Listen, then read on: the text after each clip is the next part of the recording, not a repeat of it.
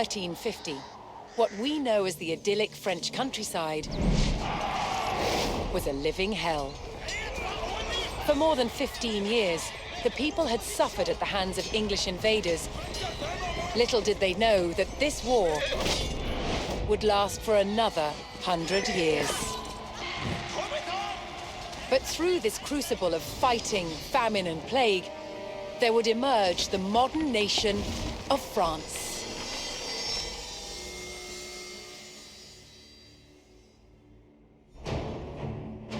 England's King Edward III looked jealously across the English Channel. Wanting France for his own, he had added the fleur-de-lis, the symbol of France, to his own royal standard. This was an all-out declaration of war. And in 1337, he invaded. But France already had a king, Philippe VI. As the English burned their way across the land, Philippe's army and his legendary knights marched to meet them and came face to face with the English longbow. A simple weapon, but the most devastating the knights had ever faced. The heroes of France fell to storms of English arrows. The war engulfed the French countryside. By 1351, the conflict was focused on Brittany. One fight stands out as a spectacular display of chivalry and a symbol of the wider conflict between the two enemy nations.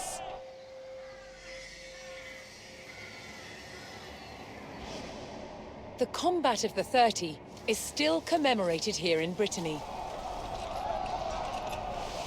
It was a dispute between two local families.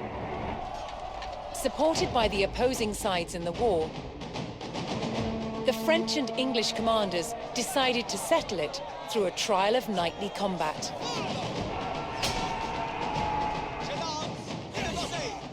Each side would choose 30 champions to fight on neutral ground. France prepared to defend itself against England's finest.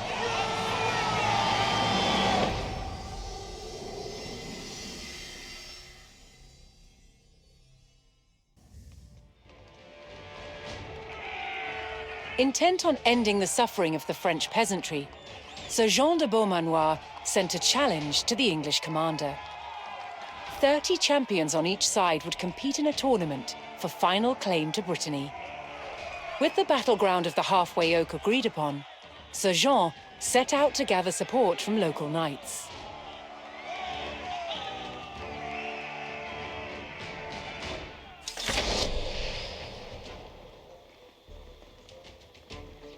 As a knight himself, Sir Jean followed the strict rules of chivalry and was expected to protect the local peasantry and ensure peace. Donnez-moi vos sapites. Puer girid.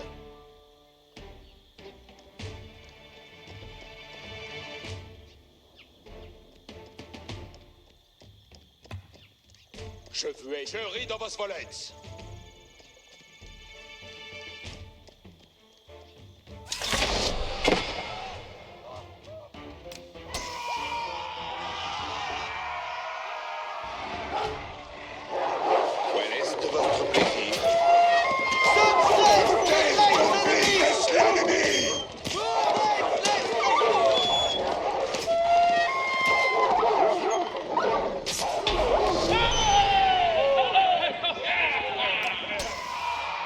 Most medieval tournaments were friendly in nature, held for sport and glory, but the Combat of the 30 was arranged between opponents mired in war.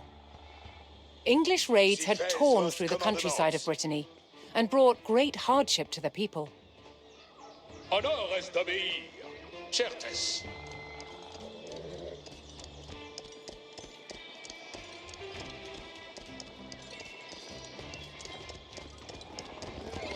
Mon destrier y mègne. Je suis votre serveux. Où sont vos commandos? Was euch donc? Lancière en Platz. Obéir, c'est hors votre service. Mon arway mène avec Sir Jean spotted an English raiding party attacking a nearby farmstead.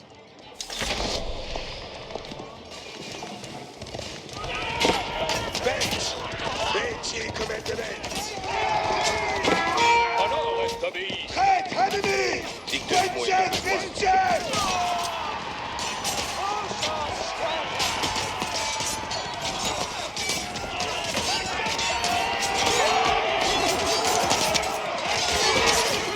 À la forme, chevalier!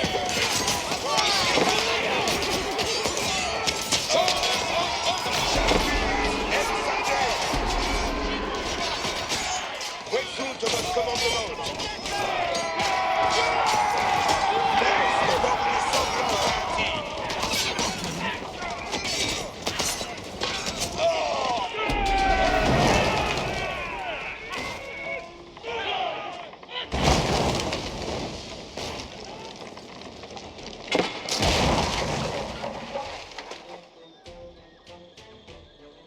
Place, veci commandement, reniez vos armes.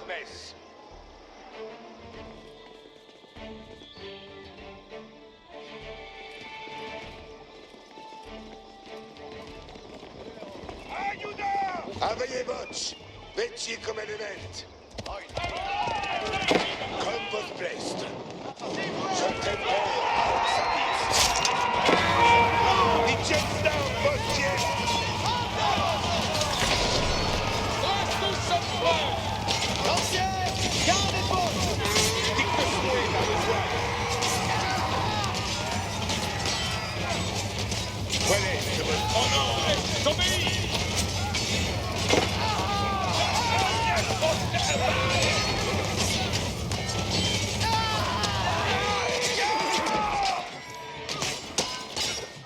Chevalier, reste pour entier! Je prie de obéir! Dresse tous servants des soupes, mon obéis, mon destrier, il baigne! Soyez attentifs Si comme vos voldrez, à vos ordonnances. Que incontinent, Oine, incontinent, j'ai besoin. retrayez vos amouilles. Certes, Avancez, Waze. avant, compagnon, Oine, quand je commande, avant. j'y prie. Looking to secure his honor, a young knight held his ground on a bridge in Sir Jean's path.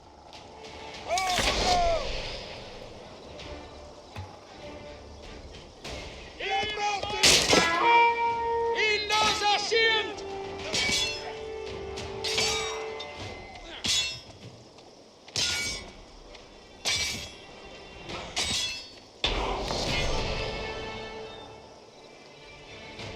Dicte-moi. Honorably conceding defeat in the duel, Sir Yves Charel joined the cause. Et compresse. L'ancien Zig, veille de fer. L'heure est de besogne. Hors votre service.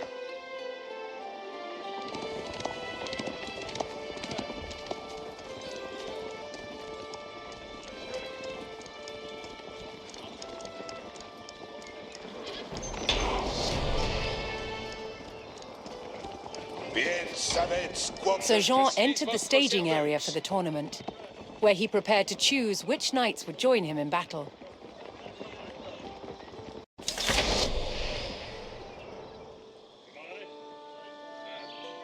Each knight would be accompanied by his squires, young nobles in training to become knights themselves.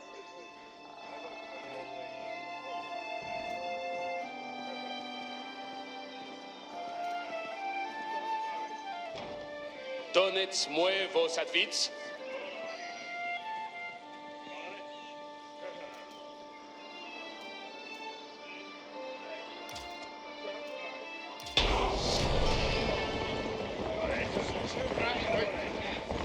Sir Jean had selected his champions. Gents down, vos As the sun rose, the two sides entered the arena, ready for the first round of combat. Veci commandement.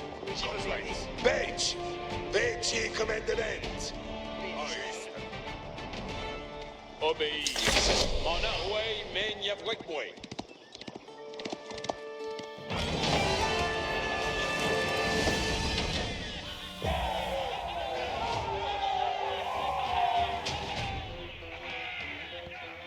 Aveillez match. Veci commandement.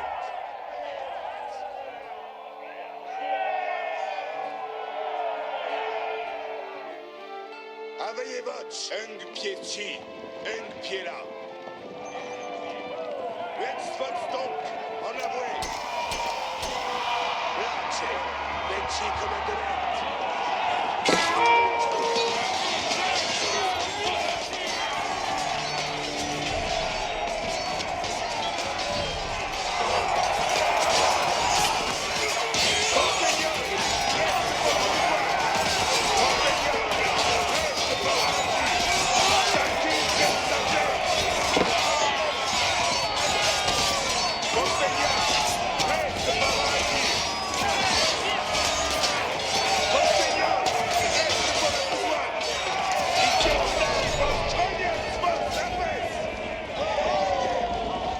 With both sides bloodied and bruised, the fighters called for a break, allowing the champions respite to bandage their wounds.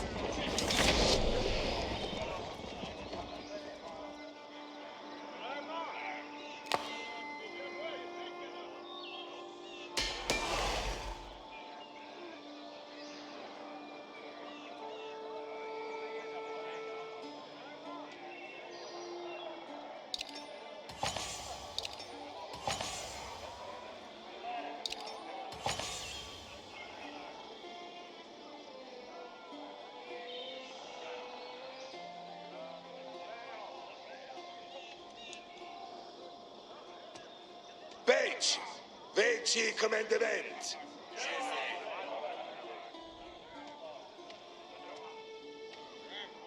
Bien savez quoque oye. Comme vos blessed. Refreshed and reinvigorated, the French knights returned to the arena for another round of combat. The combat of the 30 was about to decide which nation would control the Duchy of Brittany.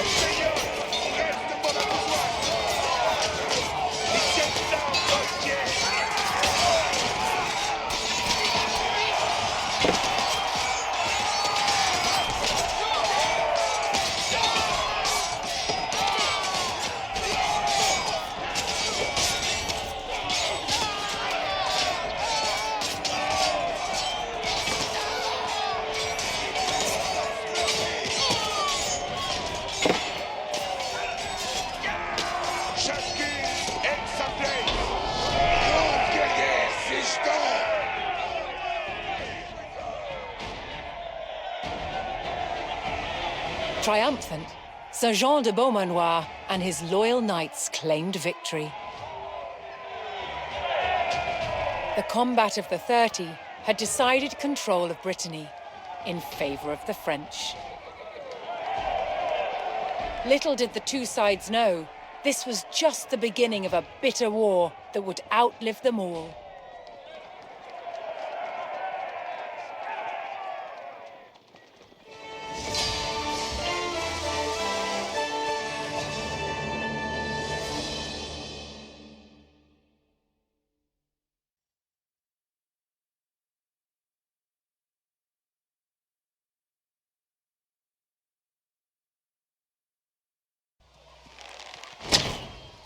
In the 100 Years' War, the English used a terror tactic, a raid through enemy territory, intended to intimidate and provoke the French into battle. It was called chevauchée.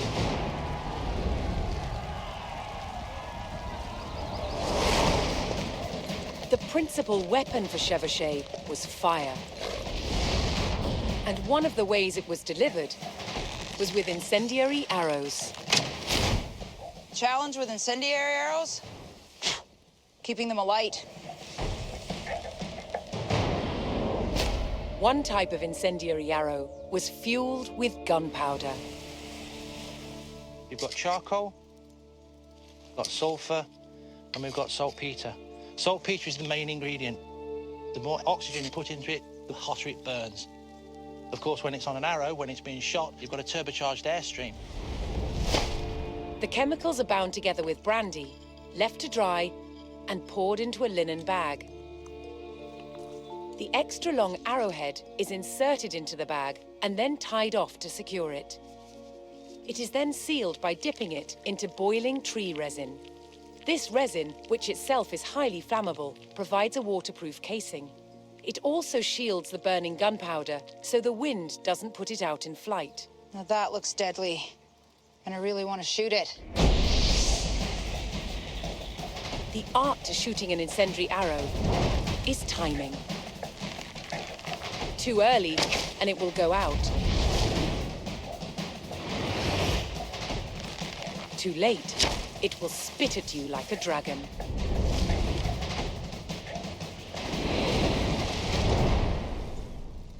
That was just evil. That was great.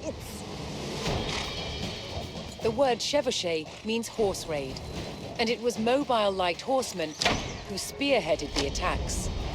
They took gold and silver from the churches, valuables from wealthy citizens, and as much food and drink as they could find from anyone. A chevauchée was scorched earth warfare to create discontent amongst the enemy's subjects, perhaps even to get them to turn against their king. An army on campaign needed a decisive battle. And a chevauchée was intended to taunt the enemy to come out and fight.